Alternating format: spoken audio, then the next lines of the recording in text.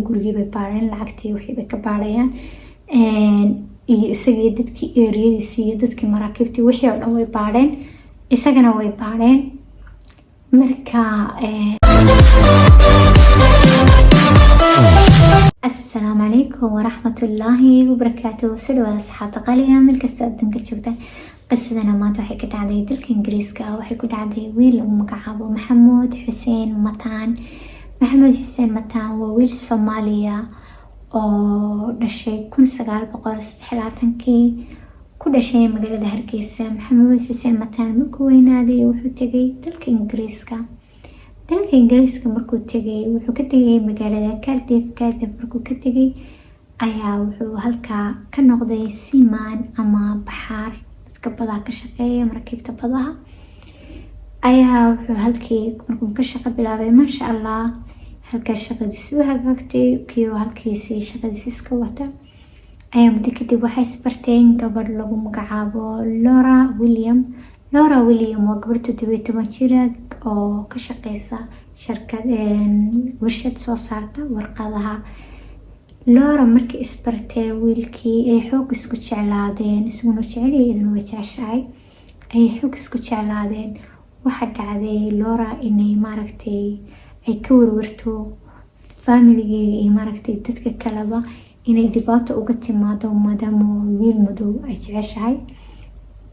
haddana wiilkan yahay wiil Soomaaliya wiil madow wiil muslima waxaasoo dhan isku darsaday ayaa waxa dhacday inay go'aansadaan inay maaragtay inay cilaaqadooda maaragtay xiriirkooda ay qariyaan san cidna ogaanin si maaragtay ana mashaakil ula kulmin.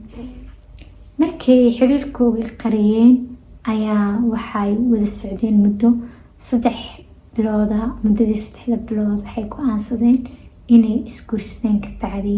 markay isguursadeen go'aansadeen isguursadaan way isguursadeen. markay isguursadeen waxay raadsadeen guri ay degaan. markay raadsadeen waxa dhacday inay maaragtay ay ku dhacdo mid aanay filanaynin oo guriba loo tiido guriyihii laga kirin waayo la yidhaa nin madow ayaad wadataa marka anagu guri kuma hayno oo sidii guri la'aani ku dhacdo wiilkii iyo gabadhii cariiska ahaa cusub. sidii waxay ahaadaanba oo maaragtay raadiyaan guri oo guri waayaan. waxay go'aansadeen qof kasta maadaama guri la waayay inuu isna meesha shaqadiisa ku noolaado eedana gurigeedii ku noolaato. markay saas dhacday ayaa waxaa maaragtay haddana markay banaanka u baxaan ay banaanka isku raacaan waxaa dhacday in cunsuriyad badan waxay dhaafa la kulmaan dadku caayaan.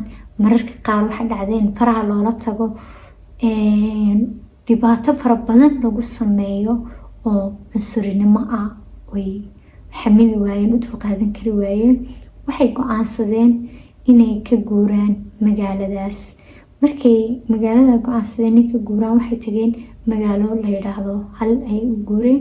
markay magaalada u guureen ma macnaha inay magaaladii ka fiican tahay ama dadkaasi fiican yihiin laakiin wax yar ay dadkan dhaameen oo guri ay heleen. maasha Allah guri markay heleen nolol qurux badan bay halkay ku samaysteen. halkii uu ka shaqo bilaabay ayaa maasha Allah meeshoodii iska deganaayeen. 3 wiil bay isku dhaleen.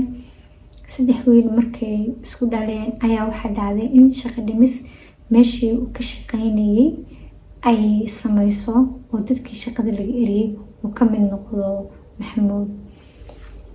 marka waxay go'aansadeen maadaama ay muddo dheer ka maqnayd familigeedii iyo gobolkeedii inay gobolkoogii u laabtaan.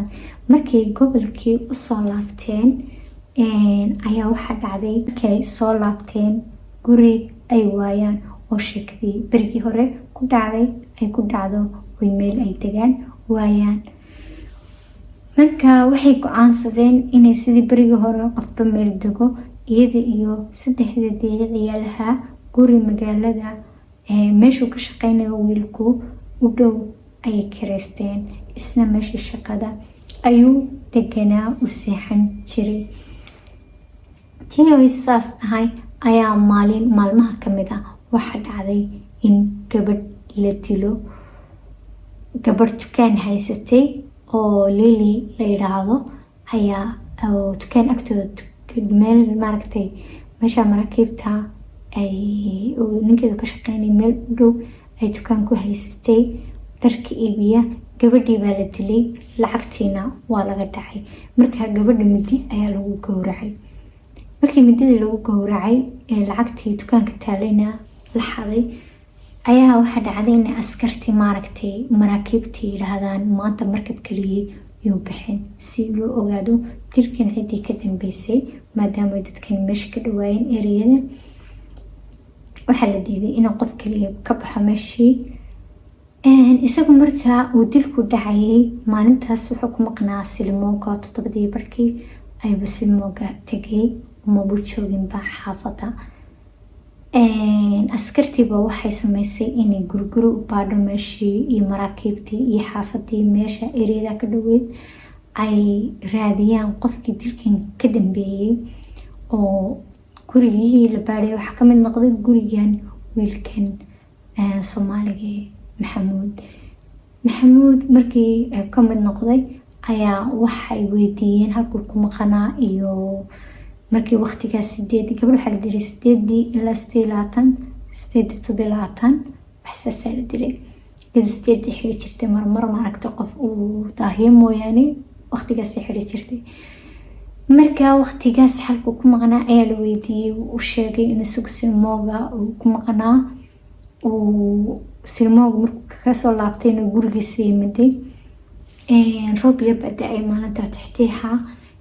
markaa waxay weydiiyeen dharku xidhnaa si maaragtay u ogaadaan qofkii maaragtay wax dilay dharkiisa. koley dhiig baa laga heli doonaa maadaama qofkii gowracay oo midi ku qalay. saas darteed waxay raadinayaan dhiig iyo wax mariyay qofkii markaa xidhnaa.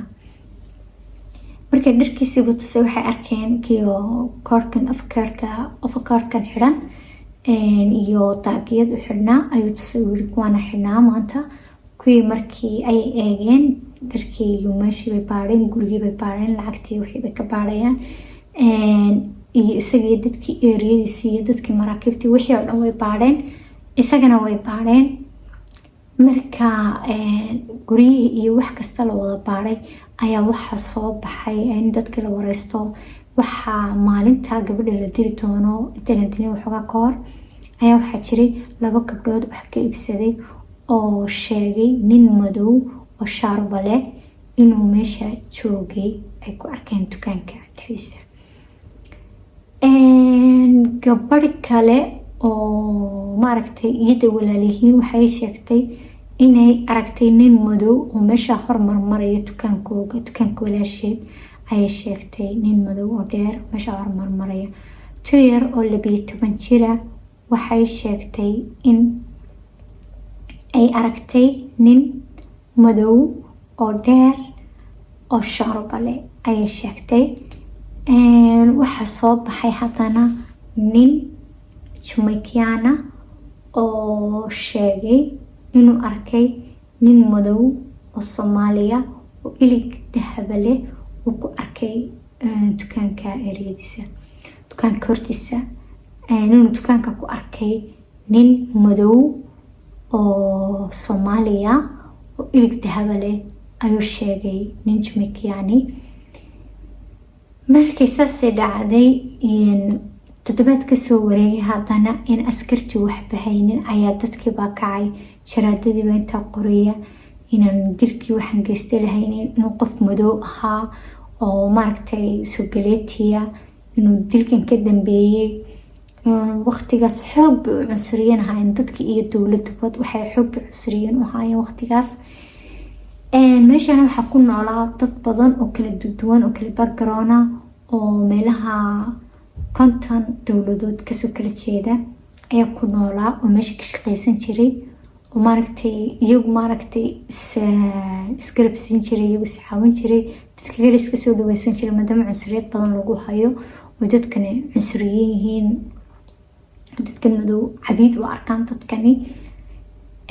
waxaa dhacday in maaragtay dadkii kacaan oy dhahaan qof soo galeetiyo wadankayga yimid ayaa dilay, haddana lama soo qaban la imika.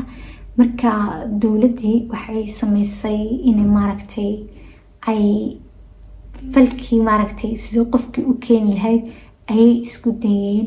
haddana familigii maaragtay gabadha ay kasoo jeeday ayaa waxay sheegeen inay lacag bixin doonaan haddii qof soo sheego qofkii walaashoo dilay ama qof ay dukaanka ku arkeen oo dilaya.